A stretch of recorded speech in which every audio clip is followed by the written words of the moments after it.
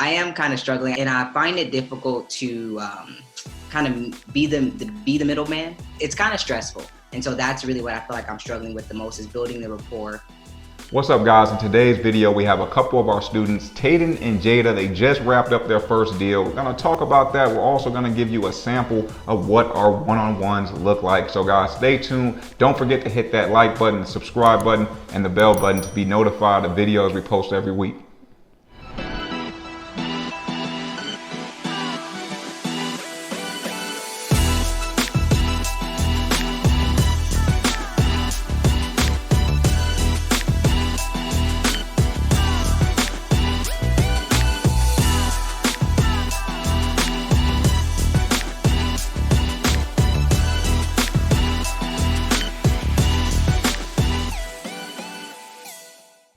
But before we begin, we're going to definitely answer all your any questions that you have. Can you tell us about that first deal and how you were able to, provide value to the buyer, and just a little bit of details about the numbers?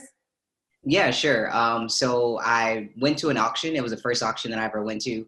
There was a 83 mobile home, 2-bedroom, 2-bath that was being remodeled. It had been halfway remodeled.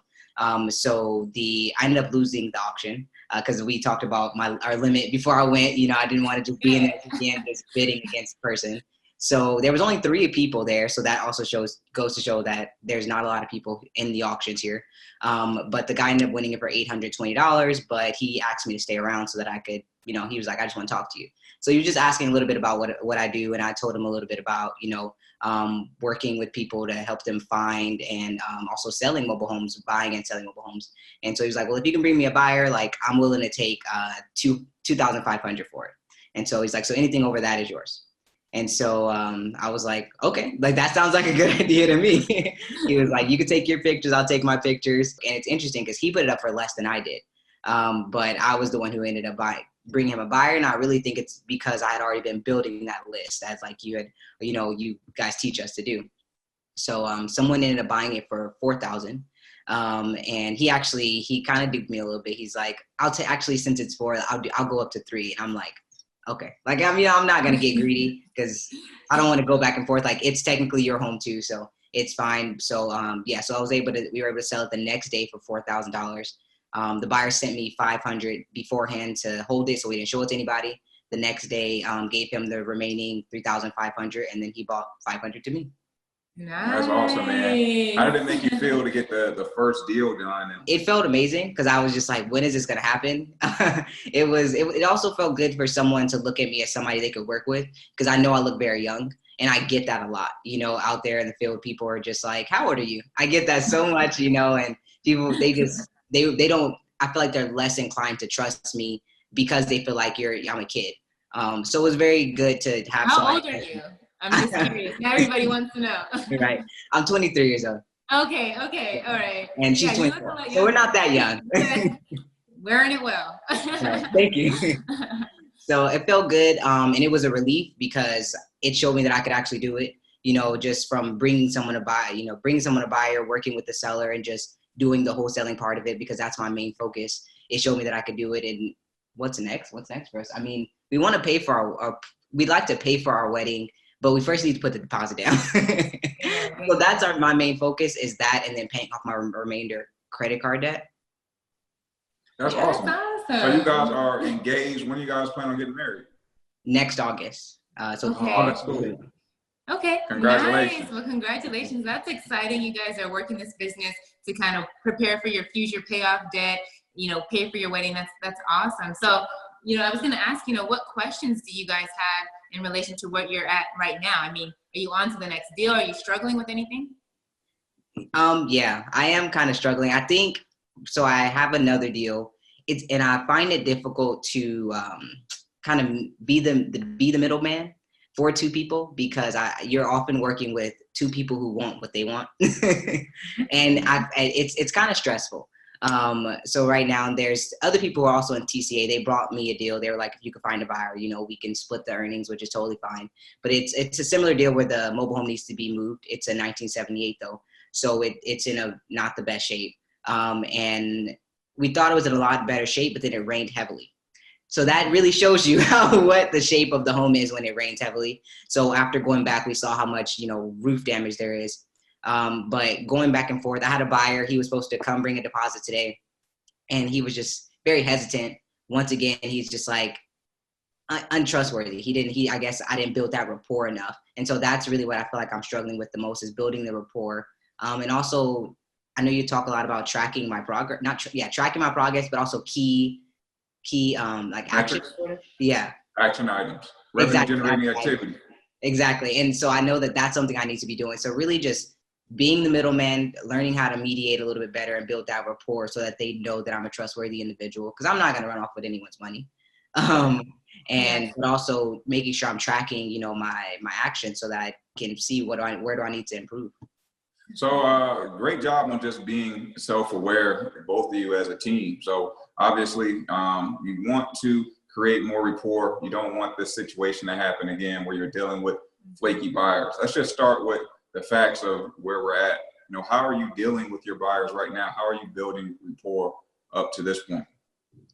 So it depends on the type of deal. I would say though, with the deals like this one where it's like a rapid deal, they're just like, we just need to bring a buyer. I find that difficult to build that rapport because it's like the seller isn't giving me enough time to be able to build that rapport, because they're just like, I want it gone yesterday. And so in that, when you're trying to get a deal to go that fast, the buyer senses the urgency, but to them, it doesn't seem like urgency from the seller. It seems like, I want your money. Yes. So I think one thing that we do is we like to set the expectation clear, starting with that seller, letting them know like, hey, I'm going to need X amount of time. You want to do a few things. You might want to go look at the home yourself. You might want to take 72 hours just to, test it out, see what your buyers are saying. And then of course, you're going to need some time, maybe a few days, another 2 to 3 days, just to get some walkthrough. So I think one, just giving that information to the seller and you guys come to some type of mutual agreement as far as that expectation of time, so that your buyer isn't feeling like you're the motivated seller. Yeah. Does that make sense? No, it makes complete sense. I think that that's something that I've definitely tried to do. I feel like I had a whole thought while you were talking and now it's completely vanished. But I saw it come on. I saw the light bulb. Yeah, but I don't know. But yeah, that does make sense, making that sense of urgency. So I'll definitely just be aware of how I'm framing things to the buyer. And what was that second part of your question? Because I lost my thought too. So what was your can you guys go into that second struggle you guys are having? No one. The action items. Okay. So you said you're having trouble keeping up with the metrics, correct? Yes, that, and I'm just an overall, if I'm being honest, organization is not my strong suit. That's why I'm marrying her. So so I know what I'm strong at, and that's not one of them. Hey, just know you're not alone, brother. You are not alone, brother. I'm the same way. Samara's the one that keeps us in line. She's more of the systems person, and I know my role is to go out there and bring the bacon onto the table. It looks like you're falling into that role as well. So embrace it. Just embrace it first and foremost. I think right now you have the knowledge, you know what's going on. I think you just don't know what the specific metrics you should be tracking each and every week. Yeah, we use like a metric sheet with some of our accelerator students, and the things that you really want to track are your marketing, your output. How many park managers are you talking to? How many, there's a list of all of those specific items. It takes consistency to really find the opportunities. And then when you find them, it's going to be easier to kind of learn how to build rapport with the seller. We don't really focus as much on rapport building with the buyer typically as we do the seller, because we're really trying to solve their problem. The buyer too, but typically the seller is where the seed of the deal starts. So we want you to start continuing to put action into those marketing outputs a lot. And that's what we really track. Those are the first things you want to track. And then it's like, how many homes did you inspect? And how many homes did you get under contract? Those are like results of that. But we really want you to focus on marketing. So that's what I would say. Anything, track those. Yeah, and I would just say keep it as simple as possible. Even if you're writing on a piece of paper and just tracking it each week, just keep it simple. Just try to have some sort of check-in, like even with each other once a week to see where you're at. because otherwise you're putting all this time into it. And if you don't know where your time is going, sometimes you can get discouraged, but maybe your time's just going in the wrong place.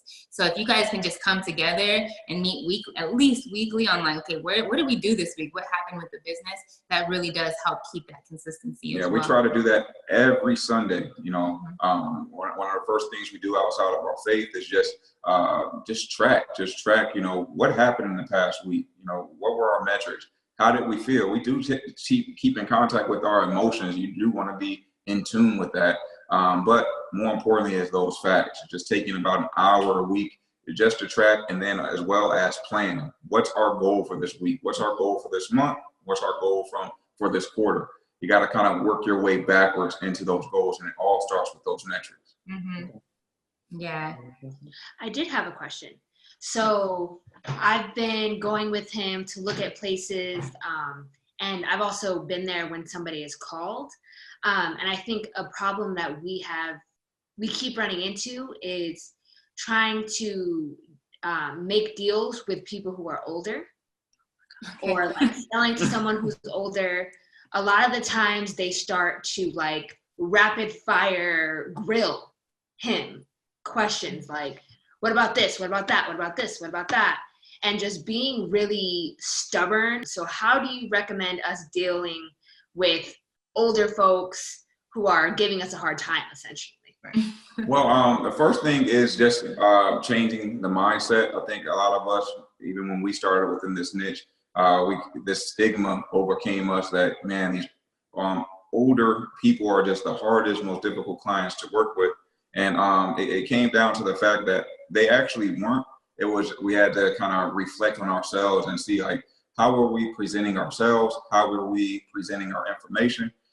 Why were we talking to some of the people we were talking to? So I got some questions for you guys to help us answer this and walk our way through this.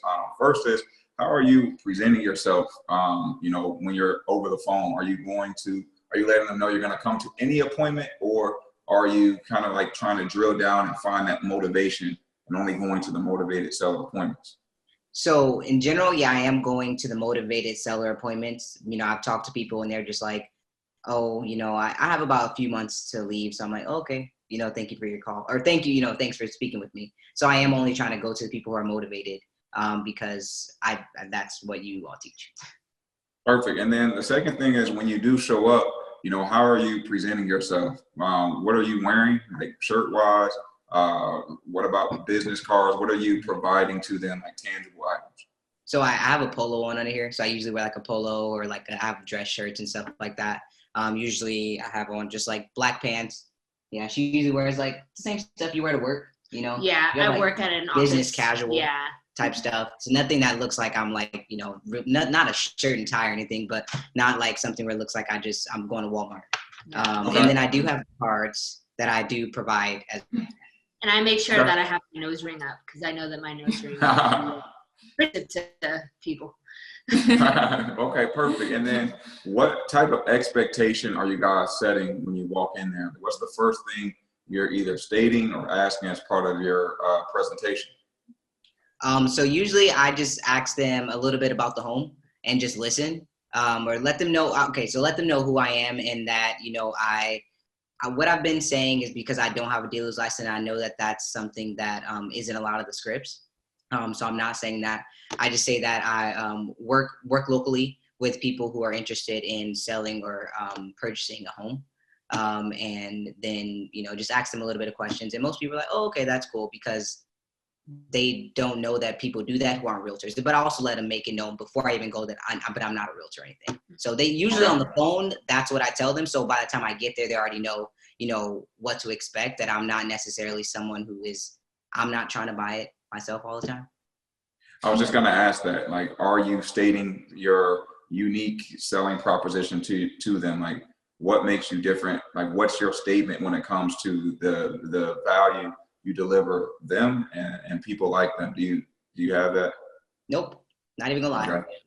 No, and that's probably maybe one thing that might be missing, is like how you can actually help them. What you specialize in. in. What do you specialize in? We have a lot of buyers in the area that can get qualified here. We want to provide you a buyer, or I'm looking to buy a home and possibly fix it. Like there's a lot of ways that you can present yourself, but nonetheless, you kind of have to show them how you're going to bring value to them in their situation. What we specialize in, is in you guys getting the highest amount possible what you need for this home. You know, what we would tell them is, you know, we want, if you're in the retail space, we want to keep you in the retail space. We don't want to come and lowball you. My main job is to help you get what you want for your home, as long as it's realistic and ideal with what the market will bear.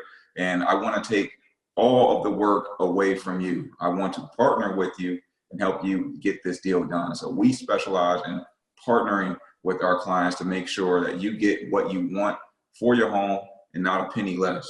That makes sense. Something like, if you say something like that, then they're a little bit more open to saying, hey, they're not trying to take from me, they're trying to provide me the highest offer that they can, or the highest value. And then when you start asking maybe some follow-up questions to build that rapport, it's easier, because now they're like, okay, they understand your purpose and what your intentions are a little bit more. Maybe they don't trust you all the way, but nonetheless, they're at least a little bit more open to sharing with you details. Otherwise, if they don't feel that, sometimes it feels like, okay, I have this guy in my house, he's walking around. Are you still asking questions throughout the conversation, or are you just kind of walking the property? And because I know you said you had a little bit of issues kind of building that rapport, and they were kind of standoffish when you asked them stuff. No, I'm definitely still asking questions. I don't say a lot. I ask some questions when they haven't already said it, but when you shut up, people just tell you stuff. They'll tell you everything under the sun. So that's usually what my go-to is. If there's something important, because they don't think about the smaller stuff, I'll ask them some specifics. But overall, I just ask them a general question, and then just shut up. I think you guys are doing. Oh, go ahead. I'm sorry about that. And I'm just there being the squirrel dog, looking at everything. There you go. You know that trick. Yeah. You know what I would do is, you know, definitely keep doing what you're doing. It's a little tweak. You know, informing them what you specialize in, and then when it comes to your presentation, just make sure you're being cognizant of, hey, there's a discovery portion of your presentation, and then there's the portion where you're actually stating the value that they deliver. I think a lot of us as new investors, we go into these appointments and we straight just go and deliver value, try to deliver value. Like, I'm going to do this, I'm going to do that for you, which is great. You might can do everything that you say that you can do, but you want to make sure that they're being heard first. So making sure you have those few questions, even if they're the same with each and every client, especially with the 55 plus, you want to keep it minimal as far as the questions that you're asking them, straight to the point. Let them talk, make sure you listen, repeat back to them why they're looking to sell, when they're looking to sell, so that they know, hey, you told me 30 days. We need to make this happen for you in 30 days. And then when you deliver that value to them, how you're going to look to serve them, you know, how you're going to serve them based on what they inform you during your discovery session. Does that make sense? Great. Yes. Yeah. It's kind of like having a presentation. You have like different parts, like you said, and you'll get a rhythm of it over time, and then it just becomes a little bit easier each and every time. But I think it's just when you're dealing with people that can be a little bit skeptical, you're in their house, you know, you're coming to their house, they're not sure who you are, especially older people. We got to be extra careful and slow with them, and really try to figure out how we can hear them, because they don't feel heard a lot of the times anyway. So, and you know, no need to mention your age or anything like that for both of you. No need to poke the pain. You know, when Michael Jordan was Rookie of the Year, he didn't go into the game saying, hey guys, I'm only, 21 years old. I'm just a rookie. I'm only 21 years old, having to validate himself or herself. You guys don't have to do that. You guys just need to validate yourselves by actually doing what you say you're going to do, putting them first, listening to them, and then making sure that they have at least two options, not just lowballing them like many investors do. Yeah. Okay. What would you say to do, how to deal with buyers who are 55 plus and who are doing the same thing that I was explaining?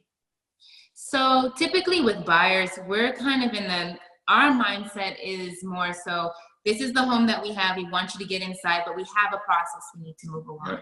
And with the older buyers, it's not so much, hey, where is your problem? Where, how can we solve it? It's more so, we have this home. We need to sell it. This is the price. We have other buyers. There's a different type of urgency. There's different type of relationship that you have with them. So if they're standoffish, we just want to say, okay, what do we need to do to get you through this process? We want you to walk through the property. We want you to be able to put your application in at the park and get you your new home. So how can we get you to that goal the fastest? Yeah, and ask them questions, you know, hey, are you looking at other homes in the park? Mm-hmm. Are you looking at other homes right now in other parks? You know, when are you looking to move by? You know, this home might not fit your needs, but we might have something else that comes up in the near future. So doing the same type of thing that you're doing with your seller, doing that discovery portion with them, you're just flipping it to the buyer and then still delivering them that value. You got to have your unique selling proposition for the buyer, just like you would with the seller. Right. Yeah, and that's just, a lot of them, they want to get into this home, they want to get it at the price, you know, a good home for the family. Like there should be some questions that you have in the beginning of, are you going to qualify for this? What are you looking for? You know, obviously, can you qualify for the park here? So we do a little bit of discovery. We don't go too deep into the buyers, like trying to discover their perfect home and go and find it, because buyers are flaky. That's just the way it is. We don't want to customize. We don't do that. Yeah, we don't chase buyers, we chase sellers. But, you know, it's still the same difference. You still got that USP. You're still delivering that value. You still got to listen to them. But like you said, we're not chasing them around, you know, because there's always more buyers out there as long as the price is right for the home, whether it's retail or wholesale. Yeah, definitely.